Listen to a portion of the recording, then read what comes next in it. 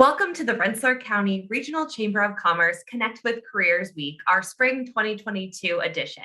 I'm Kate Manley, president of the Rensselaer Chamber and your host for this virtual career exploration series. We'd like to thank our sponsors for the 2022 spring edition, Martin Electric, Mosaic Associate Architects, and WB Games New York. Today, we're pleased to be joined by Bill Miller, the Vice President of Purchasing and Marketing of Hill & Marks. Bill, thanks so much for joining us. Thanks, Kate. Thanks for having me. So let's kick it off. So tell me a little bit about Hill & Marks. I know it's a family company, 115 plus years, but take it away from there. Sure. Yeah. Hill & Marks is a third generation family owned distributor. We distribute janitorial and sanitation products such as cleaning chemicals, hand soap, sanitizers, paper towels, toilet paper, all that fun stuff. As well as food service products like to-go containers, cups and bags, things you'd see at a restaurant.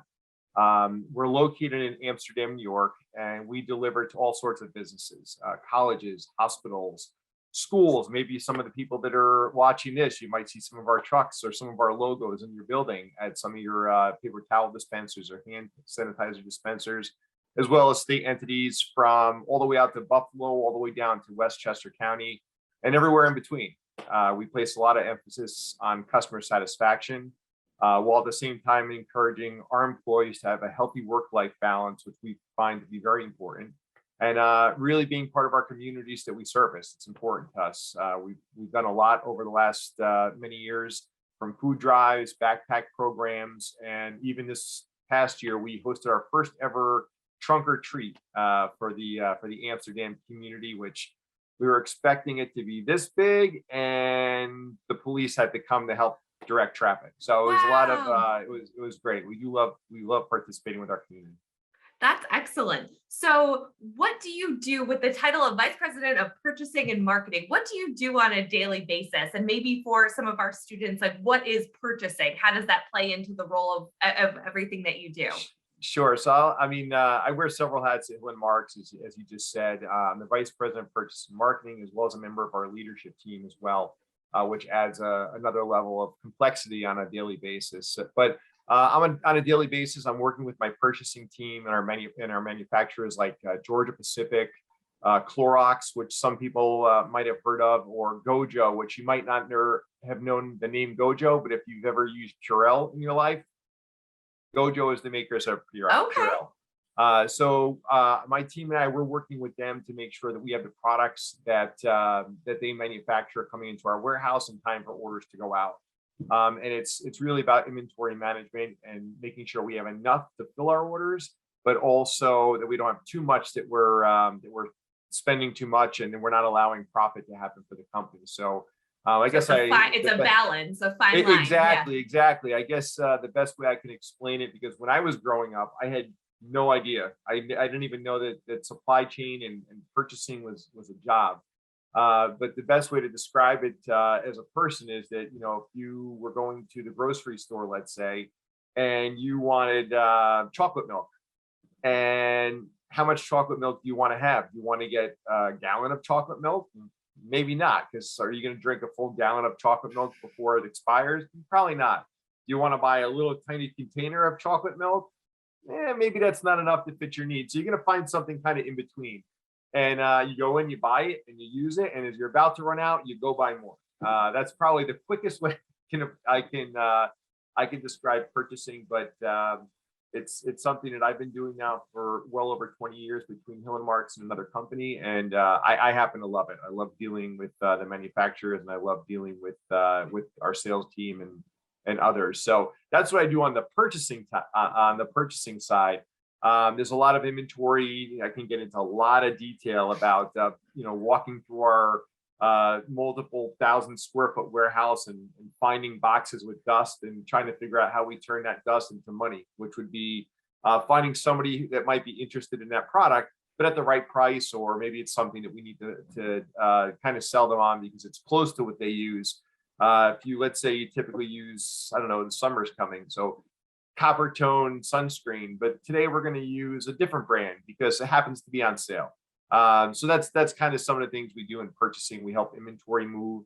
not just bringing it in, it's also our job to make sure it's flowing out. So Okay. in and out. On the marketing side, I work with my marketing team really on a regular basis to go through marketing strategies for new products, review our editorial calendar, and planning customer sales events and customer events where we bring our manufacturers in to meet with our customers and our sales team. Today, actually, I had the pleasure of going down to the state capitol with our CEO, Jason Packer. We were honored with an award down at the Capitol. So I got to go take pictures. That was my Right. that was my role this morning. So it can have many hats or many different things to do.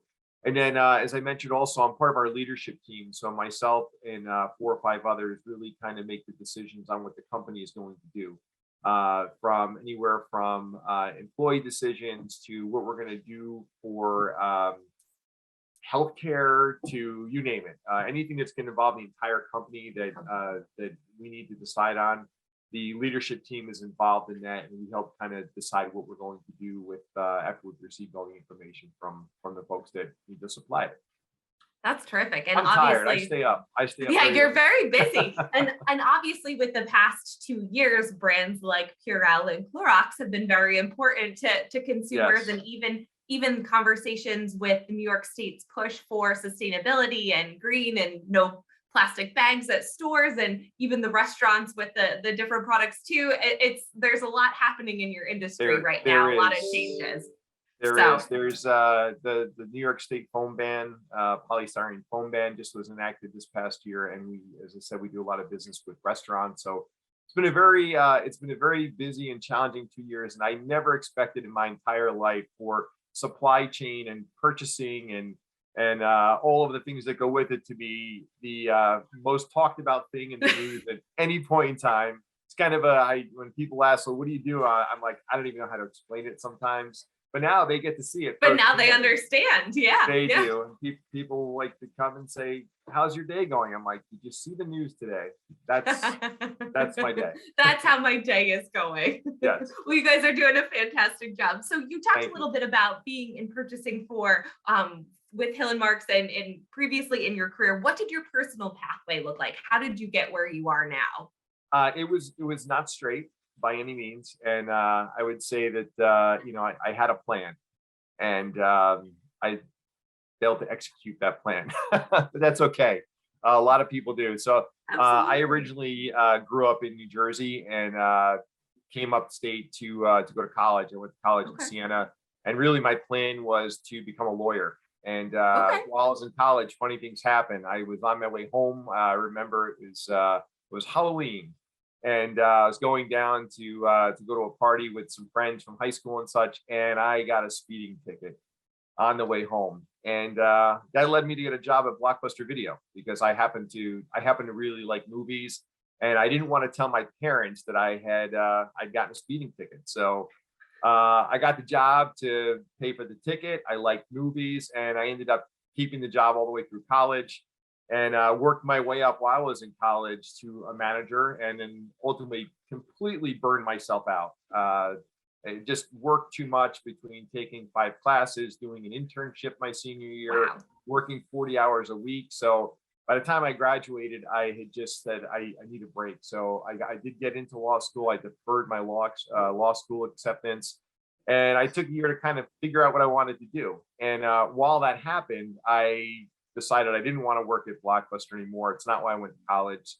I wanted to do something different. So I happened to find an ad posting in the newspaper way back when. That's what people did, kids. We looked at a newspaper. There Wasn't online. There was no online. No, there was no LinkedIn. There was none of that. So I happened to see an advertisement for an assistant movie buyer, and I had no idea what a movie buyer did, but I knew I loved movies. So I figured, hey, maybe this will work. And it did. It was a match made in heaven for me. I'll assume it was for that company as well, because I spent 23 years there. And I started as an assistant buyer in the movie division for a company by the name of Transworld Entertainment. Very Transworld cool. they were an Albany-based company. And I'm sure some of you that are going to listen to this might not know of Transworld, but you probably had heard of FYE, for your entertainment. There's plenty of stores around the Capital District and around the state. So I ended up there as the assistant movie buyer, immediately became the buyer of, this is really going to sound old, but DVDs, which had Hmm. just been invented. And my career kind of took off from there. I learned a lot about buying. I worked hard for many, many years and was promoted from an assistant buyer to an associate buyer to a buyer to a senior buyer and ultimately to a vice president over the movie division and eventually the music division and eventually the games division. So we do Wow. thank WB Games for sponsoring this as well. They were once a vendor. Awesome. It's so neat how everything kind of ties together too. And like you said, the path wasn't necessarily straight, but I think that's the important part is sometimes we have a plan and it doesn't go the way we wanted to, but you combine a passion and an interest of your movies and it got you to where you were today. So everything is so interconnected with career paths. I agree 100%. There were times after college, I probably could have just scrapped it and said, just forget it. This is meant to be. But I kept pushing forward. I kept talking to people and trying to find what I wanted to do in life besides going to law school. And sometimes the last 2 years, I might have regretted not going. But I think I've done all right for myself so far, and I'm proud of the work that I did. And proud I didn't give up. Kept pushing. That's terrific. So what are like 2 or 3 skills that you use on a daily basis within your role? Math. Math. Math. I've got a couple of children myself, and one of them is in 4th grade right now, and I keep telling him every day, like, math. You need math. You need to know math. And math it's not rocket science what we do in purchasing. It's not it's not calculus. It's nothing crazy like that, but just basic math skills and being proficient with numbers and is so important. It's so important in daily life when just somebody gives you change and you make sure you get the right change. Right. But if you want to get into anything where there is accounting or where you have to track information or you need to use Excel or Google Right. Sheets, just having that basic math skills, a little bit more than basic really, but just the basic math is huge because it's going to allow you to just process things that much faster. The other thing is really just it's logic. I mean, I took logic classes in college, and at the time never really thought about, okay, how is this going to be applied in my life down the road. And it's amazing how every day I'm kind of faced with something. It could be something as simple as trying to understand a trend, something that might be happening within our business, and why is that happening? And you can kind of start to piece things together. And again, you've got math in some cases because you're looking at numbers and you're trying to piece together why something happened. And logic really helps me on a regular basis trying to figure out why something is happening. And it's important in my job and in my career. And I'll even add just people skills. It's kind of a funny thing, Absolutely.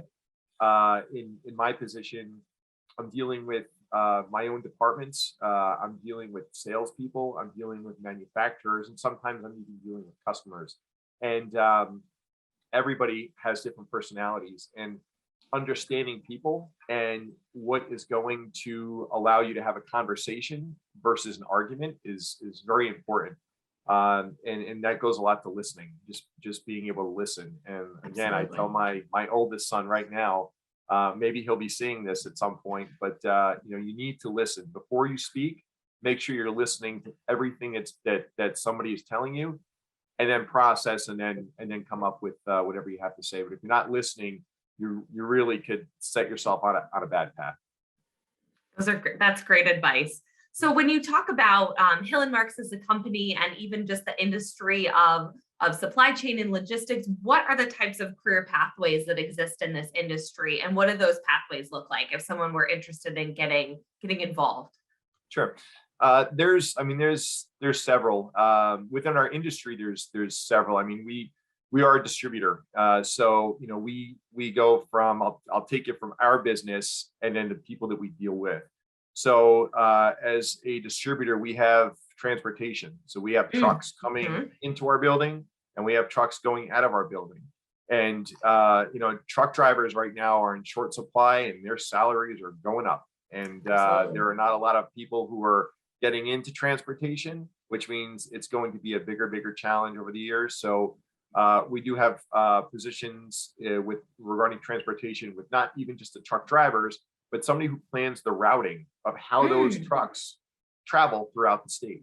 The truck drivers don't just get into the truck and pick up a piece of paper and say, I'm going to go see Joe's Pizza, followed by Sienna, followed by RPI. I'm going to shoot over to Union, and then I'm going to go out to Utica. And I'm going to zigzag over here.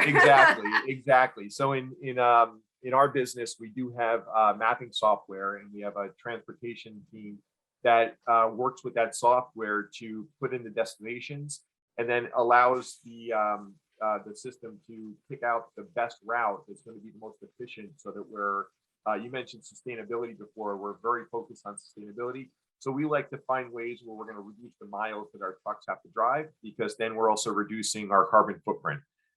So there's that piece. So you've got truck drivers and you've got transportation. We have warehouse workers that take the product off of the manufacturer's trucks and put it away. And then we also have pickers, which go out and pick the product to put it back on one of our trucks to go out to customers. Okay. So several pieces there. Inside our building, we're a full company. So I'm in purchasing and marketing. So we obviously have a marketing department that does things from social media to working with our vendors on product launches, as I said earlier, putting together trade shows, putting together events. Purchasing team, I've kind of taken you through what they've done as well. Right. We have a customer service team that works with our customers and our sales team to take orders, to help them find solutions on products that they need. Same thing with the sales. They could be doing that with both sales and customer service. We have what we call a contracts and bids team, and they are a team of people that when we have, let's say, large pieces of business where, let's say, a school district is putting all their inventory, all their products that they buy, what they call out to bid. So they want to find where they can find these products for the best possible price. This goes out to a bunch of companies, and we have a team of people that look at the products and try to establish, okay, what price can we, Hill and Mark, sell these at to make a profit with the delivery included, and also be able to supply the customer what they need. So they review all that information and they hand it off to the customer, and the customer decides whether or not they want to buy it from us. We also have a finance department, which includes an accounts receivable department and where we're taking money in, an accounts payable department. So they pay our bills. There are two separate departments that do both pay and receive. You need the money in, put the money out, and also a human resources department and an IT department and an e-commerce department. So e-commerce would be our website. Our IT department helps make sure that all of our systems are running seamlessly.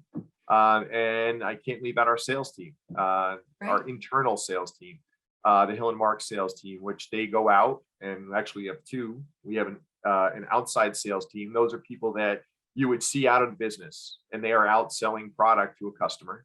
And then we also have an inside sales team. And what an inside sales team is doing what we're doing right here. They sit in front of a computer, they pick up the phone, and they start calling people. And they call their customers, both old and new, and try to work business from a location, which is great because then they can contact more people in a shorter amount of time than our outside sales team that goes out and sells product to restaurants and schools and hospitals and such. So that would be the Hill and Marks.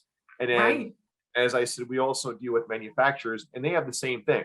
Right. So we typically are dealing with the marketing and the sales team from a manufacturer, and they'll come in and they'll want to sell. I'll use Gojo, the makers of Purell, as an example. They'll come in, and we have a sales rep that will come in, and that they will want to sell us everything that has the Purell logo on it. Right. We don't always buy it all. We pick and choose, some from them and somebody from somebody else. But that's other people that we deal with as well. So we do offer a variety of career paths at Hill and Marks. A lot of people will start in, let's say, our customer service department, so that they're learning about the products, they're learning about the company, they're learning about the manufacturers, and then they make their way up into different avenues within the company. That's all really exciting. Thank you so much for sharing that. It's exhausting. So it is. That's a lot. So as you talk about, we talked a little bit about transferable skills when you mentioned logic and how that transfers, but what do you see as transferable skills for the future of work? What are students going to need to be prepared for with the future of work? Sure. Well, having just switched employers about a little over 2.5 years ago, it's definitely important to have a base set of skills. And when you're planning on your career, continuing to keep those skills sharp. So Mm, buying is my main function. And when I was at Transworld, I was always starting to get worried, like, okay, I'm getting older, and am I going to get pigeonholed into a certain type of job that I can only work on this type of system. So I would say from a skill standpoint, and where the future is going, it's technology. I think anything, even as we were talking earlier about transportation and truck drivers, being you don't have to be tech savvy. You don't have to be Elon Musk and be able to write programs and get ready to launch ships into outer space, but you do need to be able to embrace new things. And for me, it's without a doubt technology and being able to have core competencies in Microsoft programs and Google programs like Excel and Sheets and Word. Typing. I mean, I see a absolutely. lot of people that I won't mention any of their names on here, and this is very, very, very inefficient. Very, very inefficient. And I'll date myself, but I'll say I was probably one of the last classes in my high school that took a typing class. And yes, kids, not on a computer, but on a typewriter. Typewriter. Google a typewriter if you're not sure what that is. But ASDF, JKL, semi, that's how you start, and that is a transferable skill. That sounds crazy, but if you can type fast and not make errors, you can do a lot of things very efficiently. So keeping up with technology, understanding Word, Microsoft programs and Google type programs where you can use things like Excel and Sheets and Word, knowing how to type. And I don't mean, short form texting. I mean, full on using a keyboard until you can just talk and have that device pick up every word correctly, which we're not there yet. And really being able to communicate. I think Absolutely. communication is a skill that, especially over the last couple of years with a pandemic, has been a struggle for a lot of people. So not just being able to send a text or being able to send an email, but I will say that being able to communicate professionally via text and email Absolutely. is definitely a skill. But being able to speak with somebody in person or on a phone is going It's to be just as critical. important. Yes, Yep. it's important to build in our business and in many businesses. It's important to build that relationship with somebody that you're working with or doing business with, because it helps to create an environment that will allow things to flow easier and get things done. And speed is king right now in so many different businesses. Absolutely. So one last question for you. How would you define success to our students? I mean, for me, and what I try to talk to my own kids about is really growth. And that's personal growth, professional growth, which hopefully leads to company growth, and just being able to continue to push myself to create wins in life for my family, for my company. I'm not one that just likes to sit by and say, "Oh, that's the best we're going to do." And my team knows this. They sometimes they get eye cramps from rolling their eyes at me, and I get it. But for me, it's always about pushing myself, pushing my team, pushing my family to say, okay, what's next? What are we going to do Absolutely. next? And I think that's important. I think that for my kids and those of you listening, if you start to just accept things for what they are and just say, "Yeah, things get boring." At least to me, things get boring, and I've got friends that feel the same way, and we get bored. So we like to figure out, okay, what else could we be doing? And I Absolutely. mentioned Elon Musk, and I'm not a Elon Musk fan. Just I'll use his name twice because maybe he'll want to watch this and, Absolutely. and say nice things.